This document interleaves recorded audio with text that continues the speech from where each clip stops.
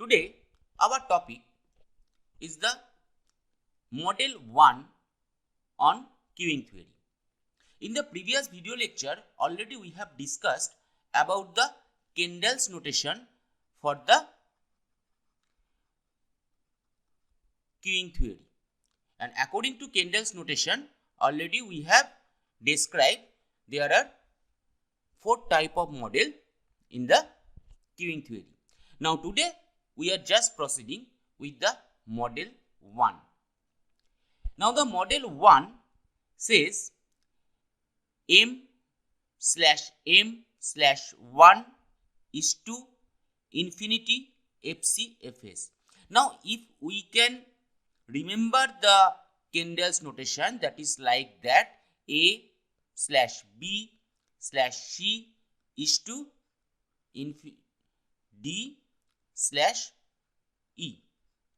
Now where A is for the arrival rate, B is for the departure rate, and C for the number of servers. And there already we have discussed that is based on 1 or S. That means either one server or a number of servers.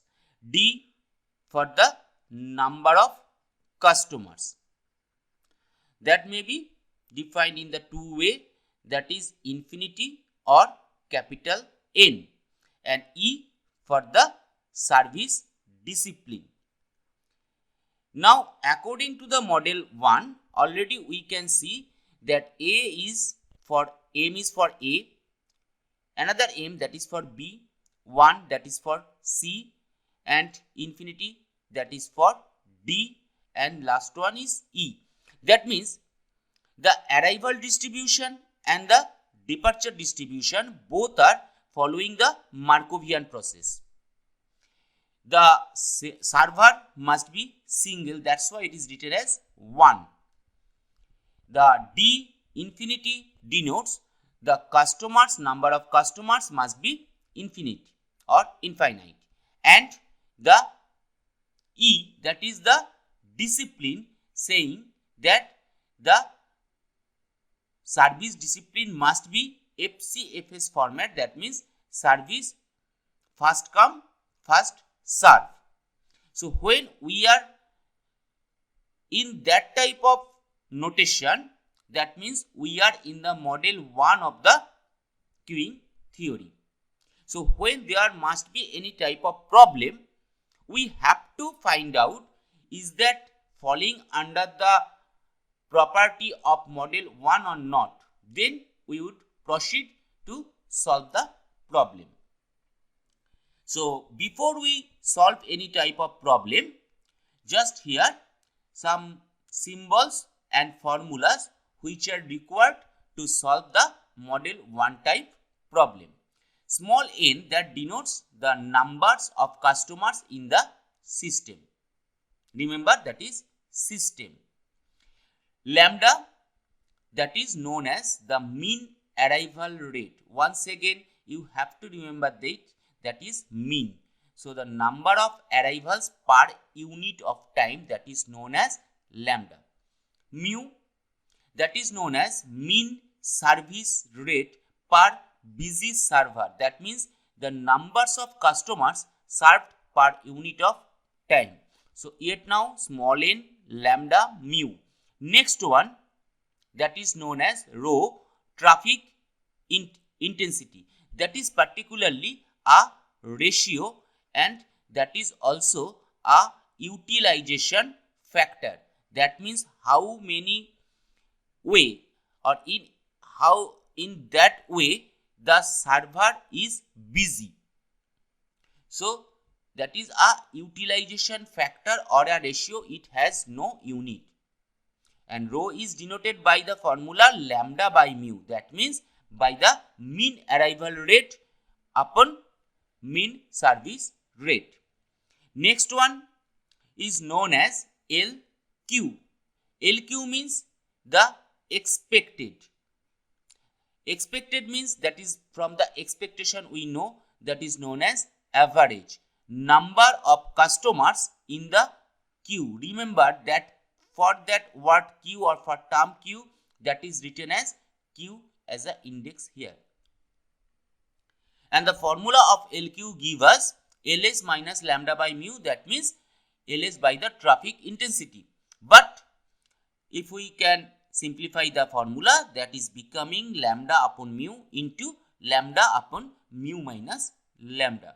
So there is another one term that is known as LS. Now that is for particularly the term system, and LS means the expected, that means the average number of customers in the system.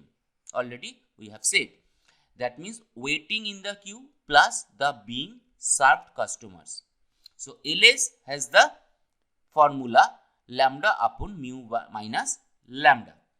Next, the term is or the formula for WS, and WS means the expected time a customer spent in the system. Once again, that is for the system, that means waiting plus being served, and in simply we can write the WS as 1 upon mu minus lambda.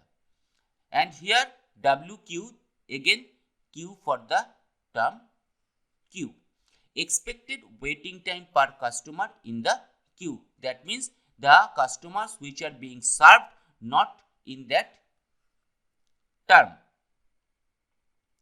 And ln, that is average length of non-empty queue, and that is given by the formula ln is equal to mu upon mu minus lambda.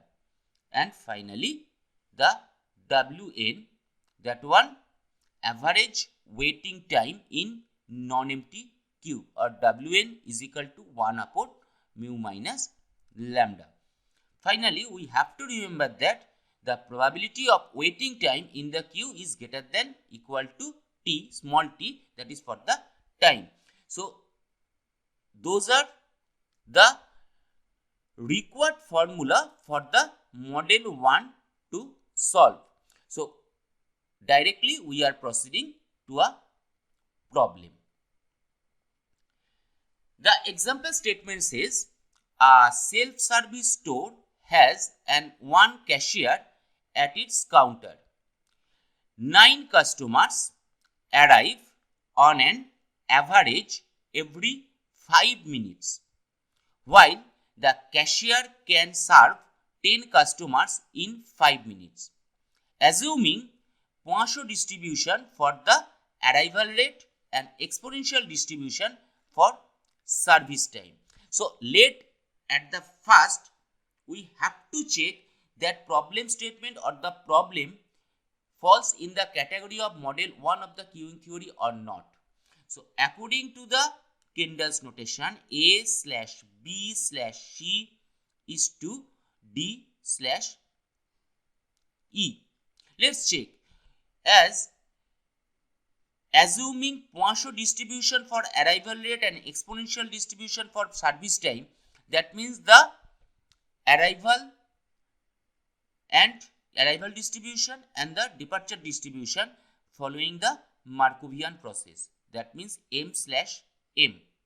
Then one cashier, that means one server or the one service provider, so that is M slash 1 is to D. As there are no limit of customers in the service store, so we may say the number of customers may be infinity. So infinity slash, and here we can see the service is going on in the way of first come, first serve. So we can say that is FCFS. So simply that problem falls in the category of model 1. Then we have to find out the first one problem, average number of customers in the system. Now average number of customers in the system, already we are saying that is system. So according to the formula we have to find out LS. the average number of customers in the system. If we follow the formula here, that is expected number of customers in the system, and expected means the average, and that is given by the formula lambda upon mu minus lambda. So if we have to find out LS, then we have to find out the lambda and mu at first. So first of all, lambda for the arrival rate and mu for the service rate. So let's check the problem once again. 9 customers arrive on an average every 5 minutes. 9 customers arrive on an average of every 5 minutes. Lambda means the mean average. Okay, so 9 customers every 5 minutes. So that is giving by 9 by 5, that is 1.8 customer per minute. So that is our lambda. Then the service rate, that is given by mu. Now mu gives us, according to the problem, 10 customers in 5 minutes. So that is the service. Serve 10 customers in 5 minutes. So here mu is given by 10 customers every 5 minutes. That means 10 by 5 or 2 customers per minute. So already we have found out the lambda and mu here. So the first problem, as we have to find out the average number of customers in the system. So that is LS is equal to lambda upon mu minus lambda, or 1.8 divided by 2 minus 1.8. Already we can see here, and LS is equal to 1.8 by 0.2 or 9 customer. Just look, that has a unit, as that is customers. So the second problem.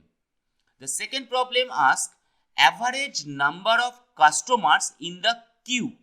So once again we have to find out LQ, as that is for queue, average queue length. So if we once again look after the formula for LQ, we have expected or average number of customers in the queue, and LQ is equal to lambda upon mu into lambda by mu minus lambda. Already we know the values of lambda and mu. So LQ is equal to lambda upon mu into lambda upon mu minus lambda, or 1.8 by 2 into 1.8 by 2 minus 1.8. After calculation, we are getting the result as 8.1 customer. So the next problem, average time a customer spends in the system. So if we once again look at the formulas, that means average time a customer spends in the system. So if we look at the formulas here, expected time a customer spent in the system, that is waiting plus being served.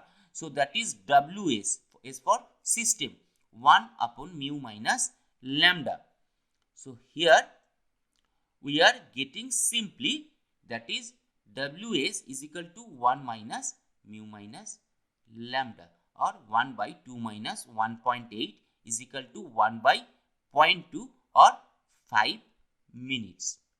And another problem from that particular thing, we have to find out average time a customer waits before being served. So we have to find out, that is WQ, and the formula is lambda by mu into mu minus lambda. Already we know the value of lambda and mu. So 1.8 divided by 2 into 2 minus 1.8, and that one is equal to 4.5 minutes. So in that way we can find out the values from the model 1. Particularly when the statement has been given, we have to check is that it is falling in the category model 1 or not.